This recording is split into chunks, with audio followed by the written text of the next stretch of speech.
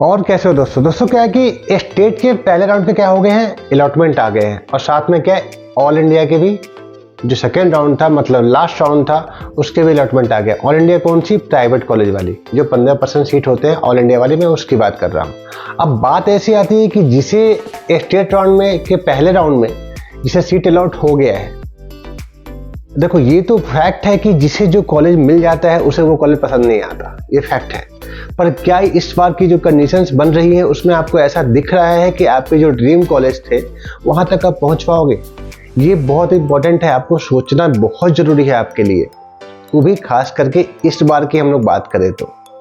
कारण क्या है कि जितने भी प्राइवेट के अच्छे कॉलेज है उसकी कट ऑफ बहुत ऊपर चली गई है। तो क्या उस अच्छे कॉलेज के चक्कर में क्या जो मुझे जो मिला है हम उसे छोड़ दें, या ना छोड़े तो करें क्या?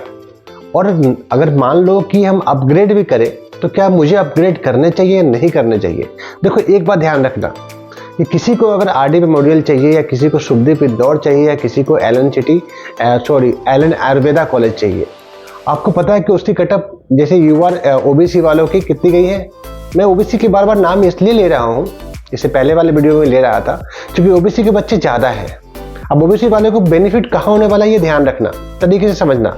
वीडियो सही लग रहा हो तो लाइक कर देना। विशेष कंडीशंस बने तो डिस्क्रिप्शन में जो व्हाट्सएप के लिंक है वहाँ से कॉल लगा लेना मुझे, ठीक है, या व्हाट्सएप पे मैसेज कर लेना। अब ये कंप्लेंट किसी के नहीं है कि मैंने मैसेज रिप्लाई नहीं करा, लगभग सबके कर दिए हैं। 2 4 10 रह गए होंगे तो वो भी रिप्लाई हो जाएगा।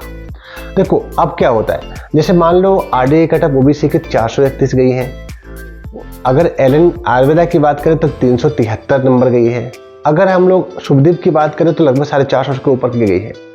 अब ये नंबर इतने हैं जहाँ की लास्ट ईयर गवर्नमेंट कॉलेज मिल गए थे। अब जिसे गवर्नमेंट कॉलेज मिला है, देखो गवर्नमेंट कॉलेज अगर आपको मिला है तो आपको तो अपग्रेड करना ही करना है, ध्यान रखना। मैं फिर से बोल रहा हूँ, अगर आपको खुशीलाल मिला है, अष्टांग मिला है, जबलपुर की कॉलेज मिली है, या ग्वालियर वाला, उज्जैन वाला धनवंतरी मिला है, चाहे वो रीवा मिला है या बुरहानपुर मिला है, या आपको होम्योपैथिक मिला है, अगर इनमें से कोई भी कॉलेज मिला है तो आंख बंद करके अपग्रेड करो। कारण क्या है, अपग्रेड करने में हमें जो इस बार सीट मिला है वो सीट मेरे पास तब तक रहता है जब तक कि फिर नेक्स्ट राउंड में कोई दूसरा सीट हमें अलॉट ना हो जाए। और अपग्रेड का ऑप्शन आता कहाँ से है, जब आप जहाँ से फॉर्म वगैरह भरे हो, जहाँ से रजिस्ट्रेशन किए हो, जहाँ से चॉइस फिलिंग किए हो, वही जब आप प्रिंट अलॉटमेंट लेटर के पास जाओगे तो वहाँ पे अपग्रेड का ऑप्शन आ रहा होगा।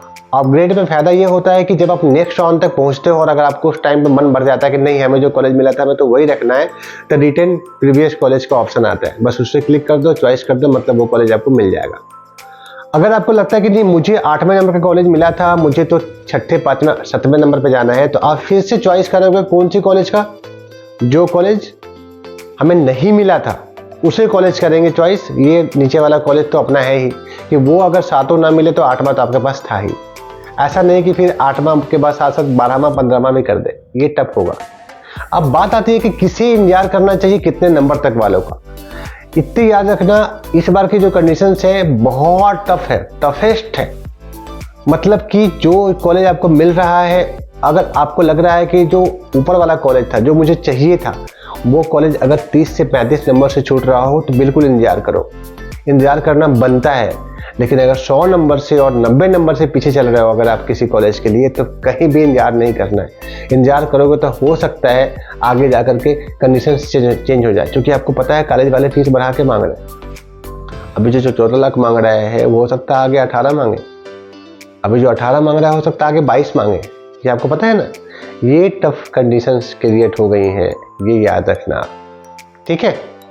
अब देखो, अब एक बात समझो, अपग्रेड हो गया, ये भी हो गया। ऑल इंडिया की अगर बात करोगे तो ऑल इंडिया की लास्ट राउंड थी, और जो ऑल इंडिया वाले बच्चे स्टेट में पार्टिसिपेट करे हैं उनके लिए इस बार कष्ट वाला टाइम है, बहुत ही ज़्यादा उनकी कंडीशन खराब होने वाली, क्योंकि जब एमपी स्टेट वाले बच्चों को भी सीट अलॉट नहीं मिल पा रहा है। और आपको पता है नियम क्या है, नियम ये है कि पहले और दूसरे राउंड में एमपी वाला बच्चा अगर जो सीट छोड़ देता है वो थर्ड राउंड में आपको मिलेगा। तो आप सोचो कि कोई भी अच्छा कॉलेज क्या छूटा रहता है? नहीं रहता है। और कॉलेज की जो डोनेशन है बहुत ज़्यादा है, जो कि लीगल नहीं है, लेकिन वो ले रहे हैं और आप दे रहे हो, आप दे रहे हो तो ले रहे हैं लोग, नॉर्मल सी बात है। क्योंकि कुछ ना कुछ कॉज वो लगा ही देते हैं जिससे कि आप रिपोर्ट ना कर पाओ। किसी कॉलेज का नाम लेना सही नहीं है, लेकिन यही कंडीशन कल से आने वाली है आपके साथ रिपोर्टिंग के साथ। एक बार टटोल लेना, एक बार समझ लेना, चॉइस उसे ही रखना नेक्स्ट राउंड में जो आपके बजट में आ रहा हो, ठीक है। और अदर स्टेट से हो तो बिल्कुल कॉल लगा ही लो, चूँकि आपके पास तो मेरे ख्याल से आपके लिए कंडीशन बहुत अच्छा नहीं है। तो मैं सजेस्ट ये करूँगा कि आप अपने लोकल टाउन में ट्राई कर लो, लोकल स्टेट में ट्राई कर लो, या एमपी में बने रहो। मैं ये आपको समझाने का कोशिश करूँगा। तो थैंक यू सो मच। ऐसे जुड़े रहें, ऐसे बने रहें, दोस्तों में शेयर कर दें, ठीक है, समझ गए। रिपोर्टिंग में डॉक्यूमेंट क्या क्या लगना है ये समझ लेना।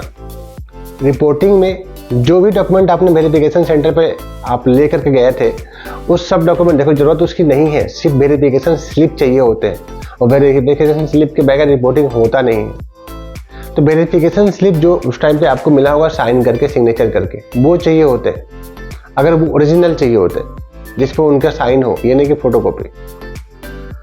साथ में जितने भी डॉक्यूमेंट आपने लिया था वो सब लेके आ जाना। जरूरत तो होती नहीं है, लेकिन फिर भी लेके आ जाना। और खास करके टीसी और माइग्रेशन, मतलब सीएलसी और माइग्रेशन तो चाहिए ही चाहिए। कुछ फोटोज रख लेना। 10वीं 12वीं के मार्कशीट की जरूरत होती नहीं है, कास्ट, डोमिसाइल और इनकम की जरूरत होती नहीं है, लेकिन फिर भी रख लेना। कोई कुछ भी कह सकता है। पुलिस वेरिफिकेशन रख लेना, मेडिकल सर्टिफिकेट रख लेना, ये सब ध्यान रखना है। एक बात समझना, मैं बोला था ओबीसी वालों को बेनिफिट कहाँ होने वाला है। देखो मैंने जहाँ तक देखा है कि बहुत से ऐसे कॉलेज हैं जहाँ के अलॉटमेंट उसके पूरे नहीं आए। मतलब स्टेट कोटा में अगर 85% सीट है तो पूरे अलॉटमेंट इस राउंड में क्यों नहीं आया?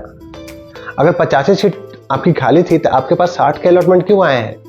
ऐसे कंडीशन में दोस्तों हुआ क्या है, SC ST कैटेगरी के बच्चे कम हैं और सीटें ज़्यादा हैं, उतने बच्चे अपीयर नहीं हो पाए हैं। उस चॉइस में हो सकता है वो जो उन्होंने जो चॉइस करा है उसके हिसाब से वो अवेलेबल नहीं हो पाया। मतलब कि जो ST कैटेगरी का खाली सीट बचेगा नेक्स्ट राउंड में, वो SC वाले को फिल करने का मौका दिया जाएगा। अगर SC वाला भी अवेलेबल ना होता तो OBC वालों के पास पहुंचना है, ये ध्यान रखना। और OBC वाला अवेलेबल ना हो ऐसा हो नहीं सकता, क्योंकि 2300 बच्चे ऐसे हैं जो कि इस काउंसलिंग पार्टिसिपेट करके रखे हैं। थैंक यू सो मच दोस्तों। ऐसे जुड़े रहे, ऐसे बने रहे, कंटिन्यू मैं रहूँगा।